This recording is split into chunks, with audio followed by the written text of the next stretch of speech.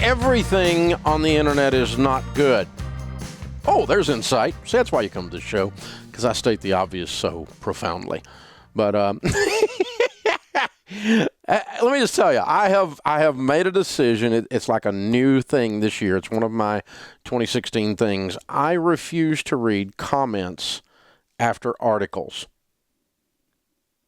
The stupid and mean human beings that post comments after articles, when you see this stuff on there, you know why some species eat their young. I mean, it's just unbelievable. Some people's kids. So about, 3-4 weeks ago, I guess, maybe 6 weeks ago, I forget, this article was bumping around the internet. When Sean Cooper paid off his mortgage in 3 years, he was so proud he called in a TV crew to film him burning his mortgage papers. Sounds like something we would do with a debt-free scream, right? But not everyone celebrated with him. In fact, the 30-year-old's achievement actually annoyed a lot of people. As the Canadian resident explained to CBC, Cooper managed to achieve the unbelievable feat simply by being frugal. Said he worked 3 jobs. Wow. He was employed full-time at pensions consulting firm while he had a no-frills supermarket as a clerk and did freelance writing on weekends and at night. So while people were out having a good time, I was usually inside on my computer working. To cut costs, he rented out his 3-bedroom home, lived in the basement, riding his bike to work, eating Kraft dinners of macaroni and cheese, beans and rice and beans, like we say. The result is he paid off his $255,000 mortgage in 3 years and 2 months. Way to go, Sean.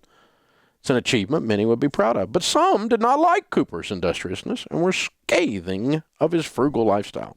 Quote, upstanding citizen, works his life away, lives in miserable squalor, forgoes human relationships for years. How is this an inspirational story? One man said on the Facebook page.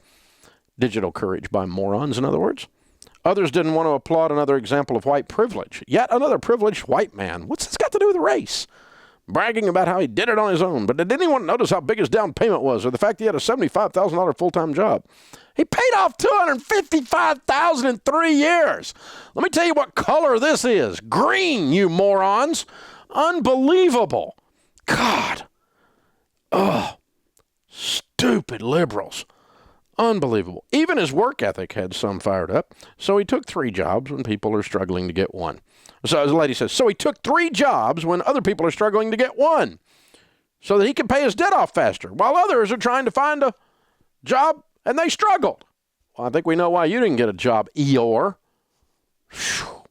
Some got even more personal, and it goes down here from others. I mean, others wondered if he lied and had help and everything else, and he had to go back and explain, I didn't get an inheritance. I paid for my university all myself, so I certainly wasn't given a free ride. My mother was a single mother.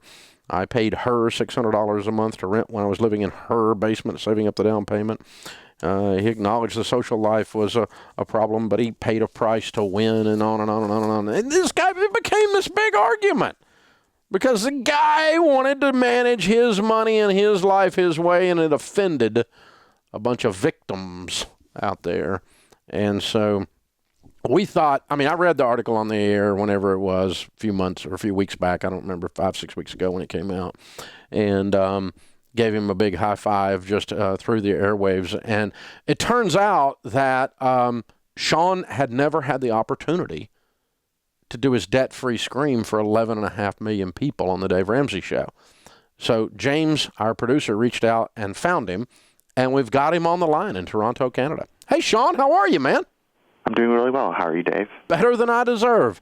I, for one, want to tell you, my brother, congratulations. I think you're a stud. Thank you very much. That was a really great intro. You're incredible, man. Were you a little shocked at how ridiculously negative some people have been? Yes, I guess I was shocked with how much popularity this story got, but it definitely surprised me that so many people were kind of, against what I had done. I would have thought people would be happy, but there are so many people out there, I guess trolls you want to call them, that have some not so nice things to say. Yeah, especially in comments on Facebook when they don't have to have any courage, and they never have the guts to say it to your face. Exactly. I've only heard good things to my face. Yeah, I bet. You know, when we're teaching people to get out of debt all the time, sometimes what people walk through 2, 3, 4 years of paying off their debts and, you know, working extra jobs, doing the stuff you do, the Kraft mac and cheese, the beans and rice and beans. And I often ask them how many people made fun of you. And they always say, oh, yeah, guys at work gave me a hard time. But usually it's fairly good-natured ribbing. Some of this stuff was just plain mean, man. Exactly, but I mean, I hope that people can be inspired by my story to follow in my footsteps. I mean, they don't have to necessarily pay off their house in 3 years, but if they can set themselves some sort of financial goals to get out of debt, then I think that's the positive message to take from my story. Absolutely. Cool. Well, we're honored to get to speak to you today. So have you been familiar with our whole debt-free process of us teaching people? Yes, I mean, I've definitely read up on your steps, and they're great steps to help people get their finances in order. So, I mean, I'm definitely following all your steps, and I'm happy to have my mortgage paid off. Well, we're proud for you on that. But I guess what I'm talking about is we wanted to give you the opportunity to do a tradition we have around here. When people work their tails off and get out of debt, we give them the opportunity to yell at the top of their lungs, I'm debt-free. I'm debt-free! That's kind of how it sounds, okay?